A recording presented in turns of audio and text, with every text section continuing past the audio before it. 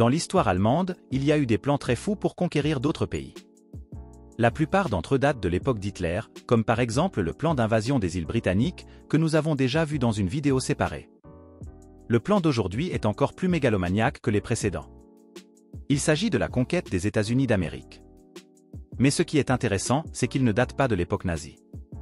Il a été développé à l'époque de l'Empire allemand, entre les années 1897 et 1903.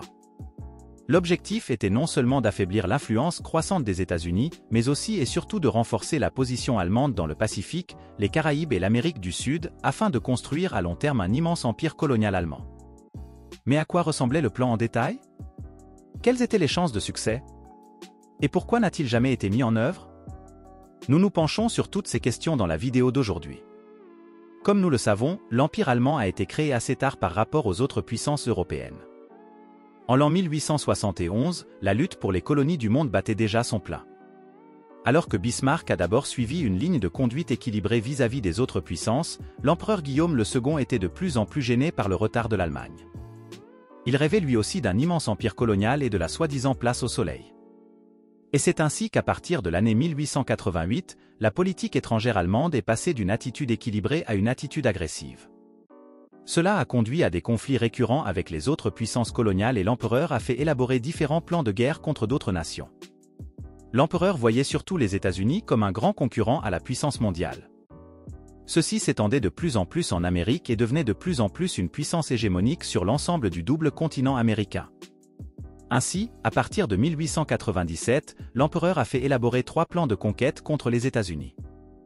L'un des principaux contributeurs à ces plans était Alfred von Tirpitz, qui a également développé le plan dit Tirpitz. Selon ce plan, l'Allemagne devait atteindre la puissance mondiale en construisant une énorme flotte. Ce plan fut effectivement mis en œuvre, et c'est pourquoi l'Allemagne possédait la deuxième plus grande marine du monde jusqu'au début de la Première Guerre mondiale. Et Tirpitz a également participé au plan d'invasion des États-Unis. Ce plan prévoyait qu'une énorme flotte allemande devait battre de manière décisive la flotte atlantique des Américains lors d'une attaque surprise afin d'atteindre des points de distribution importants sur la côte américaine. Les plus grands ports devaient être bombardés pour finalement forcer les États-Unis à conclure une paix négociée. L'objectif du traité de paix était d'arracher aux Américains des bases dans les Caraïbes et une base dans le Pacifique. Mais alors que ce plan était rédigé, la situation a complètement changé. Les Américains ont en effet vaincu les Espagnols dans la guerre hispano-américaine. Grâce à cette victoire, les États-Unis ont pris le contrôle de Porto Rico, des Philippines et de Guam, et les Caraïbes sont tombés dans leur zone d'influence. Ainsi, la position américaine s'est bien sûr à nouveau considérablement détériorée et l'empereur allemand a lui aussi compris que les plans devaient être revus. Le nouveau plan prévoyait d'abord la conquête violente d'une base à Cuba, d'où le reste de l'opération serait mené. Le fait que l'amiral en chef ait annoncé à l'empereur en l'an 1900 que la marine allemande était désormais plus forte que celle des Américains a été très utile. Depuis Cuba, la flotte américaine de l'Atlantique devait donc être détruite, puis débarquer à Cape Cod dans le Massachusetts. C'est là qu'une énorme force militaire devait débarquer et assiéger les villes de Boston et de New York. Cependant, de nombreux généraux doutaient fortement de ce plan, car il n'y avait même pas assez de bateaux pour un tel débarquement et il y avait aussi beaucoup de lacunes dans l'exécution. Finalement, le plan a été révisé et en l'an 1903, le 3e plan a été achevé.